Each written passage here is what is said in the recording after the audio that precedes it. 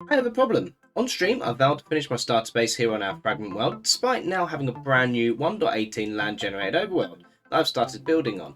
And I'm completely out of kelp blocks to finish the build. Now, it's not like the stuff is hard to come by, but manually harvesting this stuff seems pretty primitive. Unga bunga, unga unga. So today I'm going to build an awesome automatic kelp farm here on the Elsewhere server. These are great, as not only is the dried kelp block a really underrated build block, although now thanks to Severus all I can see is a little bin bag, but they can also create an infinite fuel source as kelp can be dried out and burnt, or even eaten. Delicious. It's also going to help me finish a lot of my landscaping elf out here and complete the starter base, so win. So what do we need? Well, this depends on the size that you want to make, but my design requires quite a bit of stuff, so one quick resource grind later. Cooking golems, oh, chopping trees, now it's mega crafting time. Yeah, I don't know what came over me there. Sorry about that. Please don't unsubscribe. But at the end of that, what you're going to need if you want to build this yourself, you're also going to need some kelp to get yourself started with the design. You are going to need 96 pistons, ideally 96 observers. You can do it with less, but we'll talk about that later. You're going to need at least 96 bits of redstone dust. I've got some extra because water and redstone never mix well. You're going to need some water to get yourself started. You're going to need 24 soul stand. You're going to need, because I do math, 28 signs, 4 smokers, 20 chests and 16 hoppers. As well as that, for a glass fronted version of this, you're going to need at least 10 stacks of glass and 10 stacks of various building materials, whatever block it is you're going to be building the thing out of, because kelp farm big. And with that, let's get building. I've chosen this site out the front of my base. You can see down there is the original zombie farm that we ever built, and this kind of area here where it backs onto what is going to be the actual main part of the starter base, that's my sheep farm hidden under there. You can see this is kind of just a massive creeper explosions really, and just not really doing anything. So I'm going to start my farm here, and it's going to make a natural, hopefully when I get it all landscaped, entranceway into that area there. So the first thing that we're going to do is I'm going to lay down my straight line of 12 blocks, which that's going to denote my 12 pistons that are going to be firing, because it's going to be 4 rows of 12. So 1, 2, 3, 4, 5, 6, 7, 8, 9, 10, 11, 12. Fantastic. And that's going to have glass over the top of it, like so. Now this first line I'm going to use soul sand, because that's going to help the kelp fly up to the top quicker for the collection system, which will make sense later. So in goes my 12 bits of soul sand. And I've just turned that to dirt all along there, just so that it's the same all the way along. Although the kelp can grow on anything, so I could have kept that as anything that I wanted to, really. Okay then, if I just quickly dig into this wall a little bit. Alright, so this is going to be the growth level of the kelp. So this first row is just going to be ordinary building blocks. Now I'm going to use a mix of glowstone, just to add some light, and some building blocks. You don't have to worry about light levels when you are growing kelp, because it will grow in all light levels. However, I just think it will look a little bit prettier for the farm when you're inside it, for it to be lit up a little bit. There we are. And then that is going to be our first run of pistons. So 12 pistons all along the top there. And then just dig this out quickly just so I can get to the back a bit. So this is what I was talking about earlier about observers. If observers are a premium for you and you don't have many, you can get away with just placing 1 or 2 observers on top of these pistons wherever, and then fill in the gap with normal building blocks. All it will do is it will mean that you'll get all of your kelp in one go, rather than your system continuously having drips and drabs of it come through. I've got plenty of observers, so I'm going to place an observer on top of every single piston, like so, and then run a line of redstone dust along the back. Now if you ever want to check that your system is working, all you got to do is get any block out and place it in front of your observer, like so. Now if you want to check that your system's working, all you got to do is place any block in front of an observer, like that, and you can see all of my pistons fired. Perfect. Now we just need to finish off blocking this in. As I said, I'm using a mix of black glass and deep slate, and absolutely feel free to copy this design, including the decoration of it as well, for your own worlds. Cool, so now what we've got to do is start adding the water. Now what I strongly suggest you don't do is try and do this quickly and just start pouring water up here and having it all flow down. I would do it the slow fashioned way, but making sure that every single block is a water source block. So the reason for this is if you don't do this, then when your farm is running, if you've accidentally created pockets of flowing water rather than water sources, then what will happen is the kelp will not flow up to the top and it will start getting stuck in your system. I'm just going to plant a row of kelp along here there. If you find this annoying as well, by the way, while you're going along, feel free to add the soul sand at the end. I kind of find it fun. You know a farm's a good design when it's working before you've even finished it. So with all these as water sources now, what I'm going to show you is how we construct the second layer. Now if you remember, I said originally that kelp can grow on pretty much anything. And in this case, it is going to be growing on these observers here. So the observers is going to be our next level of kelp growth. So you can see we're stepping back one every time. So what I'm going to do is I'm going to do the same pattern as what I did below. Again, feel free to copy this design or choose a designer yourself. We're also not worrying about actual light levels for the kelp to grow. I'm just doing it because I think it will look pretty. And isn't that the most important thing about redstone? That it looks pretty. I think there may be a few people that disagree with that. Cool, so then in place then, it's time to place our 12 pistons as before. And again, our observers on top of the pistons. So exactly the same as before, just all the observers on top with a redstone loop behind it. And then we're just going to keep doing that, stepping one block back at a time until we've done 4 levels. So I'm just going to skip ahead and do 4 levels right now, and we'll show you the collection system after that.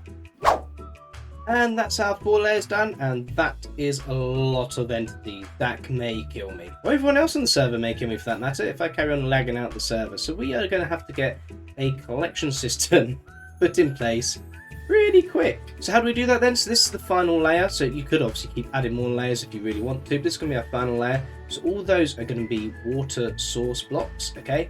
And they are going to push all of the water, all of the bits of kelp off the edge here. So we need to set up somewhere catching them. So we need to build 1, 2 down like that. And we're going to build this all the way across.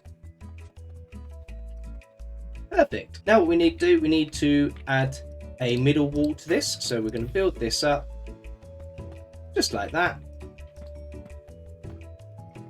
Making this platform here too wide, like so, and then building this up to at least 1 level higher than what the water level is going to be there.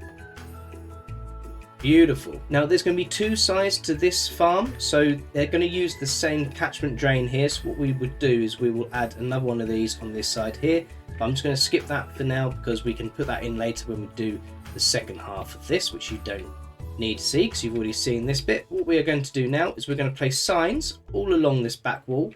And we're going to place 2 signs in the middle. We're going to remove the 2 middle bricks. So that's signs all along our top row. You can write nice little messages if you want, but I'd advise not to because it's going to take you forever. So that's along the top row. Then we need to find our middle 2, which is here. We put 1 there and 1 there. And we're going to just knock those bricks out. Beautiful. Now we place 1 bucket at this end. We place the other... And we place the other bucket at the other end, and as you can see, the signs here, they stop the water from running down. It just stops all of your storage area just getting covered in water.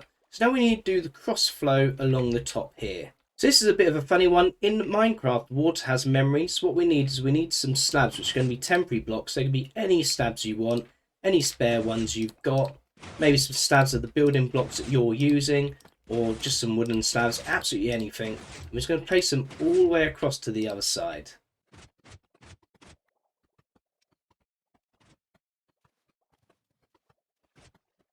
Perfect, just like that. And the reason we're using slabs is because where they're a half block, it won't affect the fact that there's a water source underneath them. So we're not changing that block underneath us from being a water source. And then we're just going to place our water sources along the top of these observers, like so. And as you can see, these signs are stopping the water from carrying on over the edge. And then they get caught up by these water streams, and it all goes down there. And now we've just got to remove these slabs. That's the water streams in place, and as you can see, it's all coming down here. It's all working well. So what we're going to do now is we're going to set this up ready to be collected and actually turned into some goods. So if we look at our central 2 down here, what I'm going to do is I'm going to place a double chest just off to the left of that, and a double chest just off to the right, and then feeding into them, I'm going to have a hopper going this way, a hopper going that way, and then another double chest on top. There's a couple of reasons for this. One is partly just for aesthetics. I think it looks quite pretty, but 2, also as stuff's coming through, If one side fills up before the other, this hopper will stop pulling, and then it'll all just go down that way. So it helps keep the stock distributed quite evenly. And then on top of here, I'm going to have 2 hoppers going into that chest, followed by 2 smokers, and again 2 hoppers. Then we're going to have a hopper going into each side of these smokers with a chest on top, and that is going to be the fuel in to the smokers. I'm going to be using as a fuel source lava buckets because I have an infinite lava source. If you want to see that, maybe you should check out my Twitch channel. I do that kind of stuff on stream all of the time. And then lastly, I'm just going to place some extra blocks here just to help guide the items down and into the sorting area there. There we go, 1 complete kelp farm. As you can see, all the goodies come down there, straight into there and get cooked up, and we should be collecting them. There we go, fantastic. But that's only half a farm. We've still got another half to build here, and I've shown you how to build it. So I think we jump into a little time lapse. I build the other half of this farm.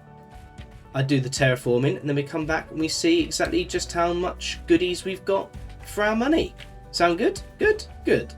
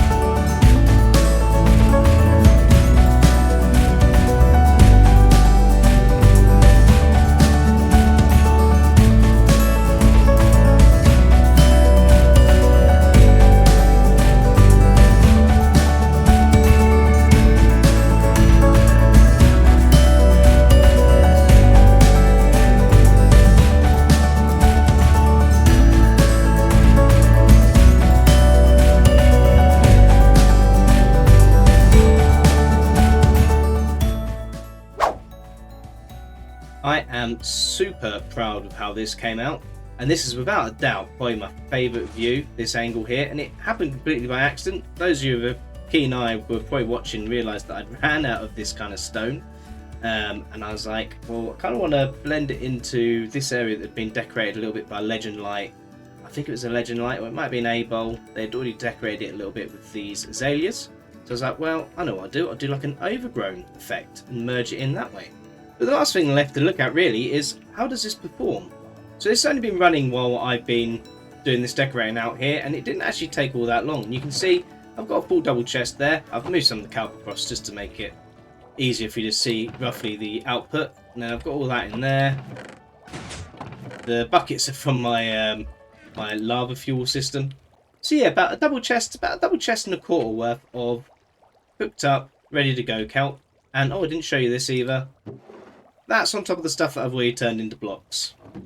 So very happy with this farm. Oh, and everything else that's still in the hopper. So yeah, I'm pretty happy that we're going to be getting pretty close to our goal of completing the starter base, which means next episode of Elsewhere, I should be able to do my villager trader hall, which I'll talk you through how to build it, how I build it in that episode. But speaking of villagers, if you're looking to make a villager breeder, maybe check out this video in the top left. Or if you want to see more of my Elsewhere stuff, check out this playlist in the top right. That is me, absolutely out of video time for today. I hope this tutorial has been helpful to you and you've enjoyed the video. Until next time, love you, miss you, bye.